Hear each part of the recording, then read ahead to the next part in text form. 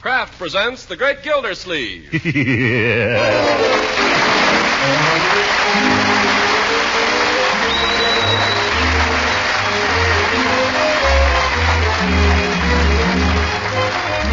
Kraft Cheese Company will also bring you Bing Crosby every Thursday night. Present each week at this time Harold Perry as The Great Gildersleeve, written by John Whedon and Sam Moore.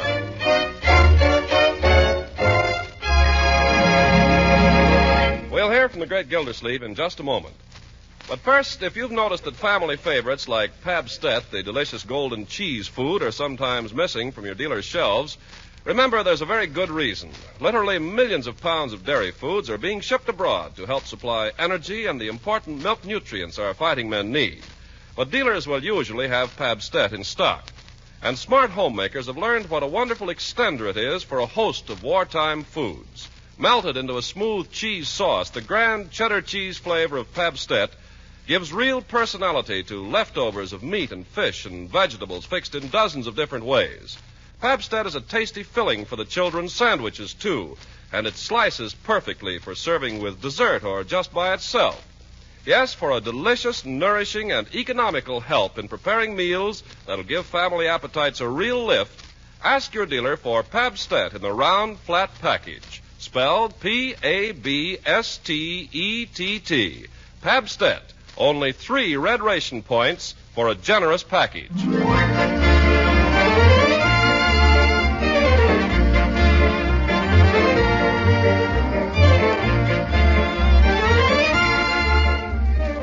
Well, it's Easter weekend, and Saturday afternoon finds Gildersleeve out in the side lot surveying his victory garden and wondering whether to pull the weeds now or let them grow a little bigger so they'll be easier to get hold of.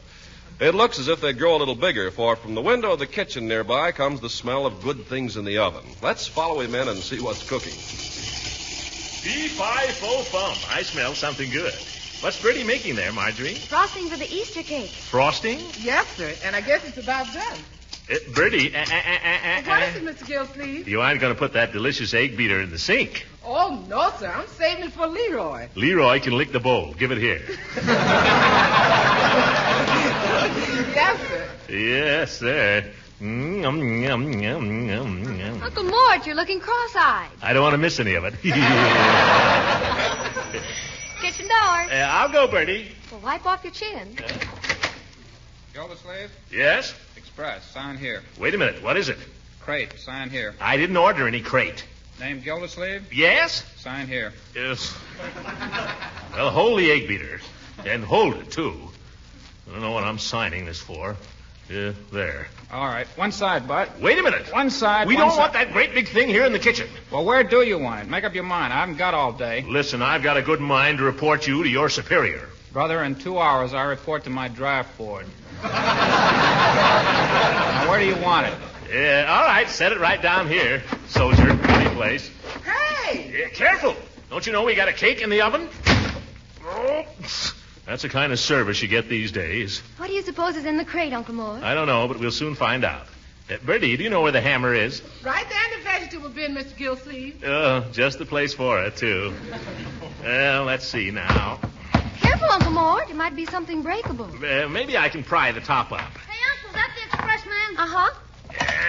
And now it's coming. Unc, wait a minute. There. Look out! Oh, my goodness, rabbits. Rabbits! Leroy! Here, rabbit! Here, rabbit! Oh, my goodness.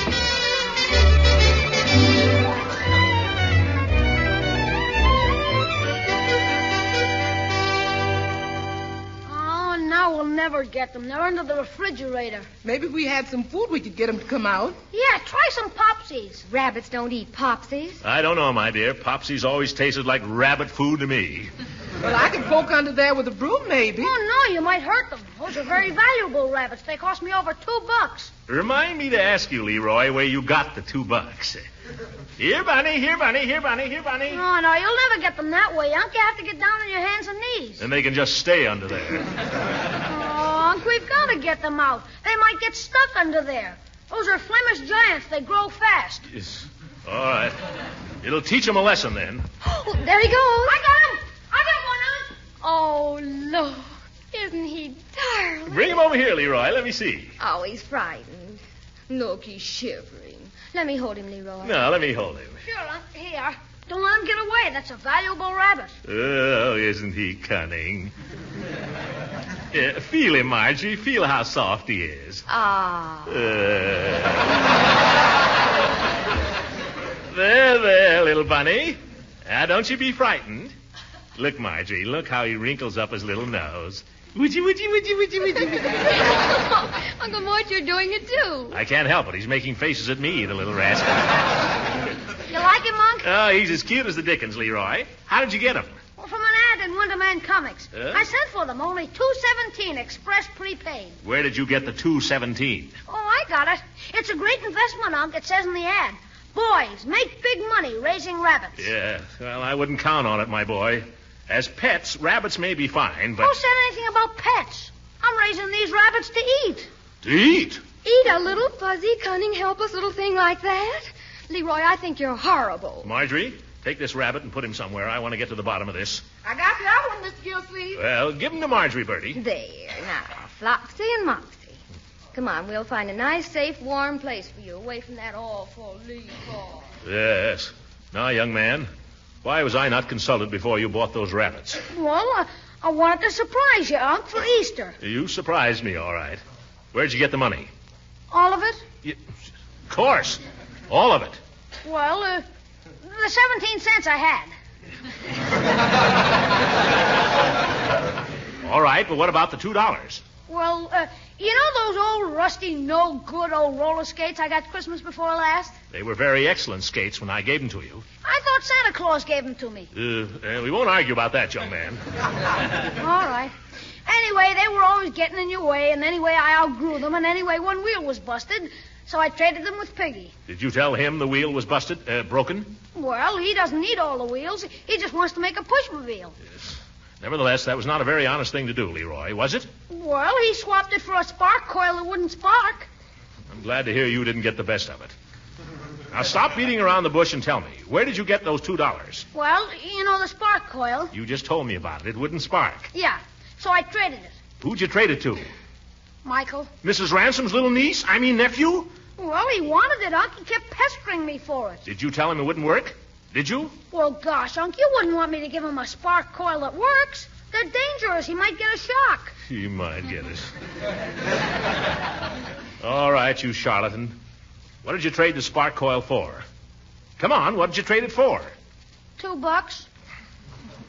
That's what we call selling, Leroy, not trading. And you sold that spark coil under false pretenses, with deliberate intent to defraud. Oh, no, I didn't, Unc, honest. Then what was your intention? To get the $2. Leroy, I honestly believe you don't know the simple difference between right and wrong. Yeah, that's all it is, Unc. I don't know any better. Gosh, if I knew That's any better... enough, Leroy. Go help Marjorie find a place for those rabbits. And see that it's not in my study. I'll take this thing up with you later. Yeah, sure, I will. I'll find a good place for them. Bertie, I don't know what I'm going to do about that boy. I swear I don't. Oh, now, Leroy ain't a bad boy, Mr. Gildersleeve. He's just a boy, that's all. Well, he needs something. I don't know what, though. Well, if you ask me, Mr. Gildersleeve, what Leroy needs is a mother. Yes, I'm afraid you're right, Bertie. There's not much I can do about that. Well, no, I wouldn't say that. Huh? What do you mean? Well, you're young, Mr. Gildersleeve. You got your health. You even got a fiancée. And if you don't mind me asking, what is you waiting for? By George, Bertie, that's what I'm going to ask her. And I'm going to ask her right now, too.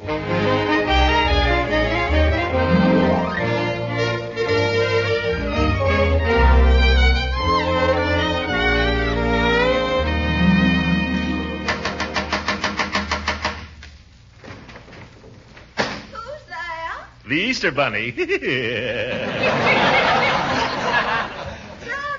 I'll be right down. Don't go away, you hear? I shouldn't have said that. I got to be tough with her. This time, by George, she's going to give me an answer. I'm not like some people. You can twist them around your little finger. Leela, when are we going to get married? What did you say? You heard me. Oh, gracious, Throckmorton, you're so impetuous. Impetuous? We've been engaged now for 4 months. What's so impetuous about that? I want to know when we're going to get married. Well, come in, won't you? No, you come out. Very well, Throckmorton, if you wish. Yes. Now, we're going to sit down here on the veranda and settle this once and for all. Yes, let's. You know, Throckmorton, you're so masterful. I hardly know you when you're like this. Well, it's my other side. Now, let's get down to business. When do we get married? Name the date, Leela. Well, tell me first, why do you want me to marry you, Throckmorton? Well, because... just because. Because what? Because I... Go on, say it. Because you what? Well, I think Leroy needs a mother. A mother?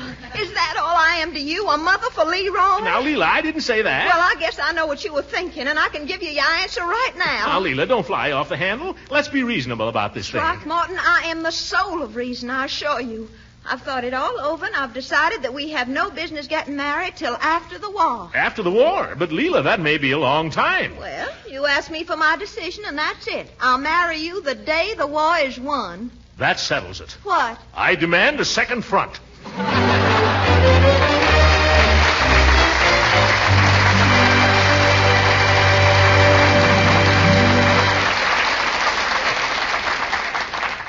Ladies and gentlemen, we're going to interrupt here for just a moment in order to present a very charming and courageous lady who has something to say to you. That she is charming is no secret to her thousands of admirers, and the proof of her courage is her 4-month expedition across the Atlantic this past winter to entertain our troops in England, Ireland, Scotland, and North Africa. Ladies and gentlemen, Miss Kay Francis.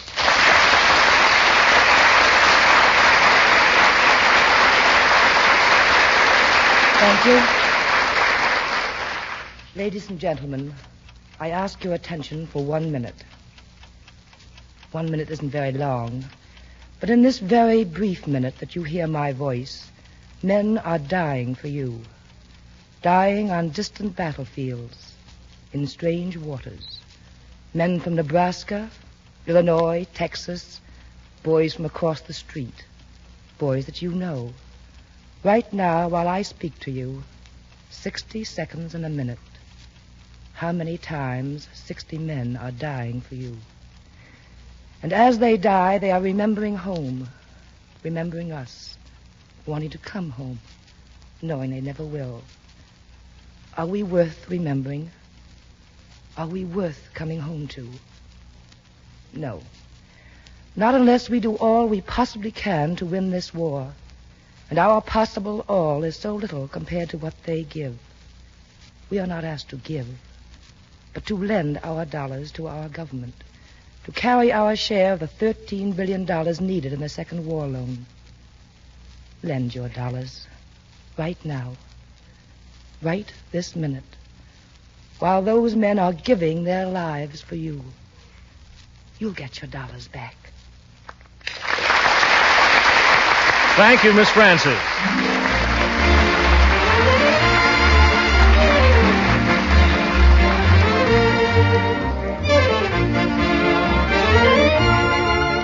Now let's get back to Summerfield and the Great Gildersleeve. It's Easter morning, and the great man has started the day in a constructive and beneficent mood. He's intending, before donning his finery for the Easter parade, to build a rabbit hutch, but a brief inspection of the garage shows him that something is missing, namely the rabbits. Leroy, where are your little pets? You mean Mr. and Mrs. Rabbit? Yes, you don't have to be so formal either. Oh, well, they're in a perfectly safe place, Unc. Where are they? Don't worry about them. Oh, Leroy! What is it, Bertie? Did you put those rabbits in the fireplace? Fireplace? There's no fire in it. Yep. That's their new home, Bertie. They love it there. Well, maybe so, but they've moved out. What? They did. Young man, you'll have to find those rabbits before we go to church. So get busy. Oh, gosh, Unc, won't you help? Well, that depends. Say, here comes Judge Hooker over by the back fence. Judge Hooker, huh? What's he doing around here? Gildersleeve. Oh, Gildersleeve. Just stay on the other side of that fence, Hooker. You owe me a fender. You owe me a bumper. You happen to be the owner of 2 oversized, overaged gray rabbits? Oh, my goodness. Go get them, Leroy. Those rabbits belong to my nephew, Judge Hooker. See that you don't do anything that injures them. Injures them? Look here, I just caught him finishing up the last head of lettuce in my victory garden. I'm beginning to like those rabbits. Well, if I catch him over here again, I'll give him to the city pound. Here, take him, Leroy. Thanks. So just remember, Gildersleeve, you not only owe me a bumper, but you owe me 12 heads of lettuce. You owe me a fender, and you can take 12 heads of lettuce from my victory garden. What are you laughing at, you old nanny goat? The rabbits ate your lettuce first.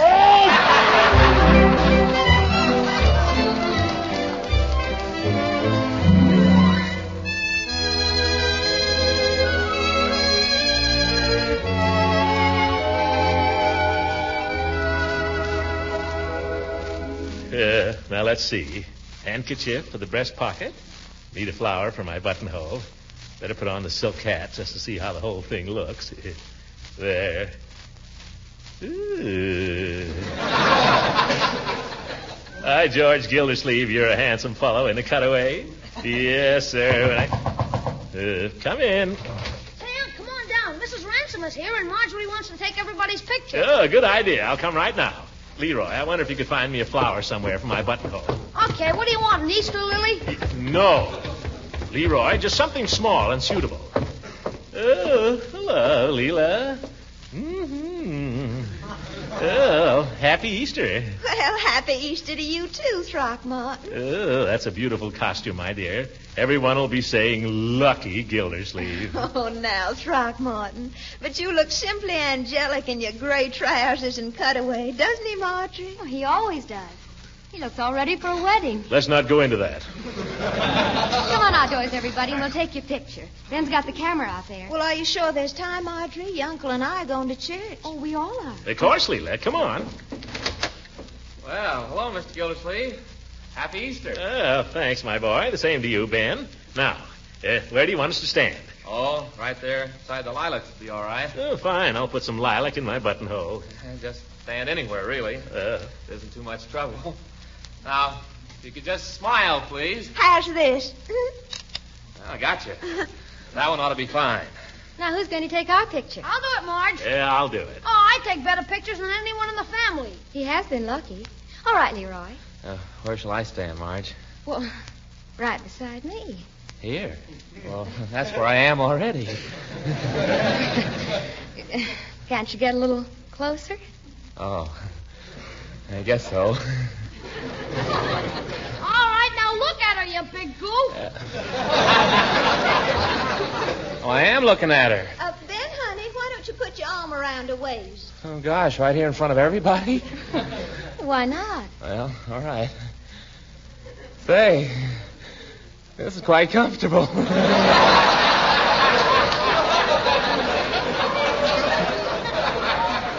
Hold it. Oh, Throckmorton, they're so in love. Don't they look beautiful together? Yes, they do, Leela. They just look like an Easter magazine cover, I declare. Yes, so do you, Leela. Got it. Thank you, Leroy. Yeah, much obliged. Gee, I never enjoyed having my picture taken before.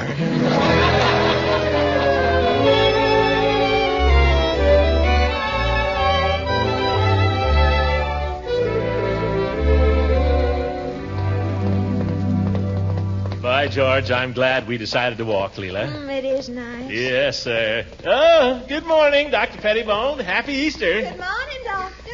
He goes to a different church. I know. Here comes old Mrs. Carrington. Don't tell me she's walking to church. Yeah, but she'll stop for a long conversation. Oh, good morning, Mrs. Carrington. Oh, happy Easter to you. Happy Easter to you, Mr. Gildersleeve. Happy Easter, Mrs. Carrington, and what a lovely shawl you're wearing. Thank you, Mrs. Ransom. I'm glad you had the sense not to call it a fascinator. Yes, you're looking awfully well, Mrs. Carrington. Did you have a good winter? Pretty cold, pretty cold. Yes, but now it's spring. What do you hear from your grandson? Is he still with Oh, yes, Mr. Gildersleeve. They made him a vice president this year, and next year they're going to raise his salary. Well, he's coming along nicely. Oh, mercy, I'm afraid we'll all be late for church. Oh, we must all hurry, but I'm glad to see you young people still dress up for Easter. You make a very handsome couple. Well, Oh, now, Mrs. Carrington. I haven't had a chance to congratulate you formally. When is the wedding to be? Well, it depends a little on the war. Oh, don't wait too long. After all, we're only young once. Well, goodbye, Mrs. Ransom. Goodbye, Mr. Gildersleeve. Goodbye. Goodbye, Mrs. Carrington. Oh, she's a wonderful old lady. I always enjoy seeing her. She makes me feel so young. Yeah. Come on, Throckmorton, let's run. Run! Leela! Hey, wait!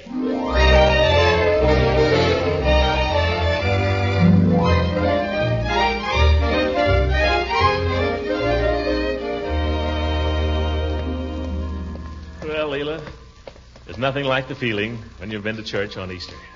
Of course, I always feel like a new man after church, but on Easter I feel even happier. I feel the same way, Throckmorton. I don't know what it is, the Easter hymns or something. But when the collection basket came around this morning, I put in twice as much as I'd planned. Oh, really? Yeah, should have planned that much in the first place, though. Oh, here comes Peavy. Happy Easter, Peavy. Happy Easter, Mr. Peavy. Well, a joyous Easter to you, Mrs. Ransom, and to you, too, Mr. Gildersleeve. Just coming from church, Mr. Peavy? Yes, I am, Mrs. Ransom. Mrs. Peavy and I attended the services together, and then I went by the shop to get this little surprise for her. Surprise, eh? What is it, a plant? A begonia.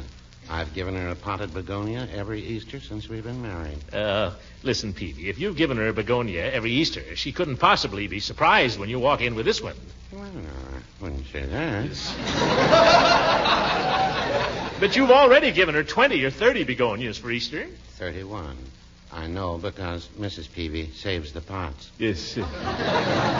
That's nice. Yes, and when I give her this one, I know just exactly what she'll say. What, Mr. Peavy?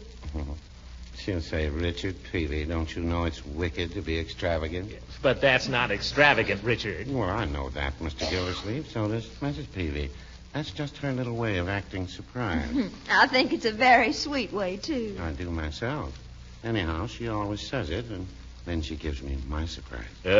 You get a surprise, too, huh? What's your surprise, Peavy? A box of crystallized ginger. Crystallized? Crystallized ginger? That's pretty strong stuff, isn't it? Yes, but I've got a taste for it. Yes. And is that your surprise every year, Mr. Peavy? Every year. It's a wonder you don't faint from excitement. Well, I don't faint, Mr. Gildersleeve, but I give a pretty good imitation. Yeah, good enough to fool Mrs. Peavy. Well, I wouldn't say that. Yes. But when you folks have been married as long as I have, you know that our kind of surprise is more fun than a real one. Yes, you may be right. Well, so long, Peavy. Happy Easter to you and Mrs. Peavy. Well, the same to you and Mrs. Ransom. Good day.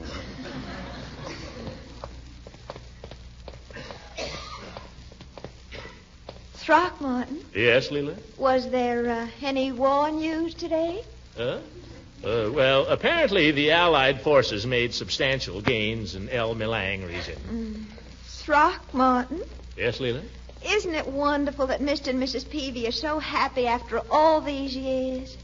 Yeah, I guess so. Of course, he's rather a strange fellow. Throckmorton, Yeah? we're neither of us getting any younger, are we? Of course not, Leela. Throckmorton, What is it, Leela? how would you like to come to my house this evening for chicken fricassee? There'll just be the two of us. Chicken fricassee? Oh, brother, I'll be there.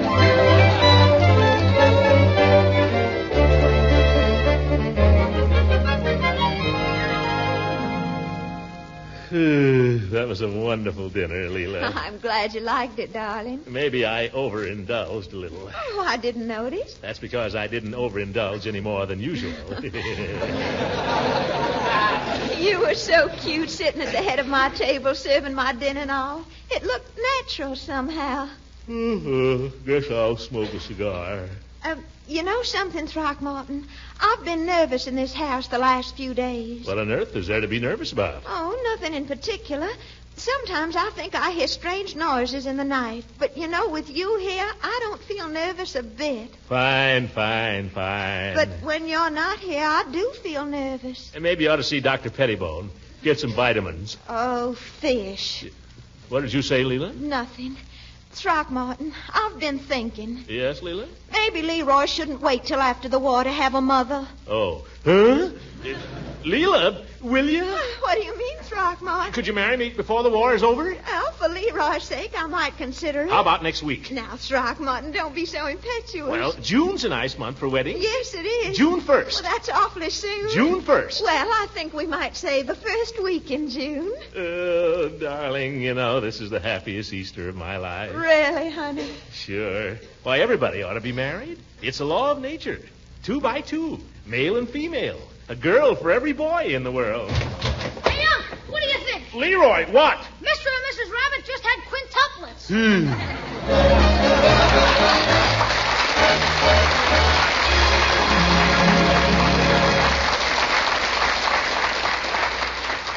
Easter, like all important holidays, is a time for families and old friends to get together, or if they can't do that, at least to get in touch with one another. And so this Easter, we of the Kraft family bring you the greetings of our sponsor through its president, Mr. J.L. Kraft. Mr. Kraft. I'm glad of this opportunity to bring Easter greetings to Kraft men and women everywhere and to the families of our boys and girls who are now in the service of their country. When we think of Easter, we naturally think of the resurrection. The two words are eternally linked together. In every Christian land today, the celebration of Easter will bring its age-old message of hope to a war-darkened world. The fact of the resurrection and the faith which it symbolizes have never been so significant to so many nations and to so many peoples in the world's history. In itself, the word resurrection is one of the most beautiful in our language. It means bringing back to life, the conquest of death, the return of hope. At this springtime of the year, all nature tells the story of resurrection. We read its meaning in the budding trees and in the miracle of nature's reawakening to vibrant life.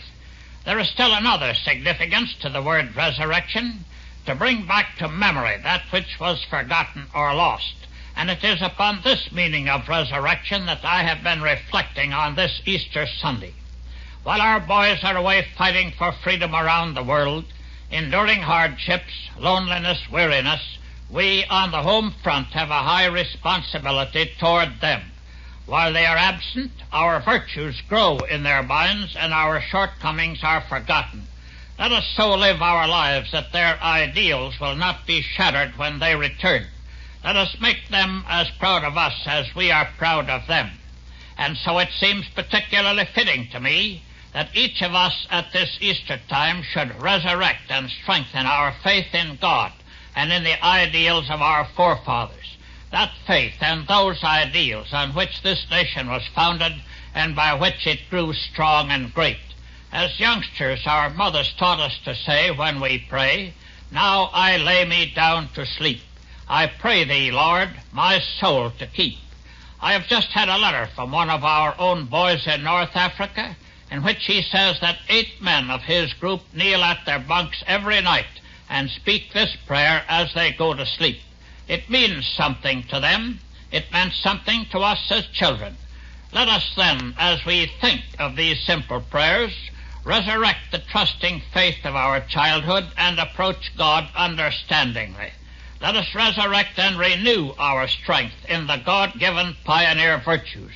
Let us at home in our daily lives have the courage, the strength, and the fortitude of those who fight for freedom, that we and our children and they and their children may live in peace.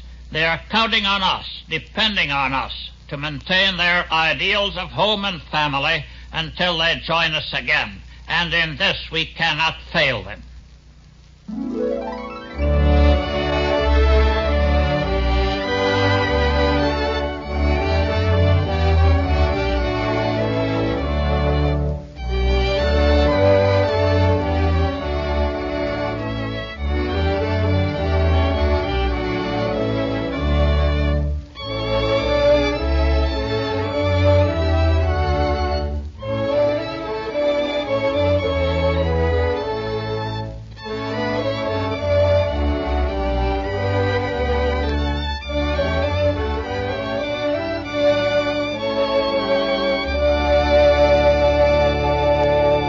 Program has come to you from Chicago and Hollywood. This is the National Broadcasting Company.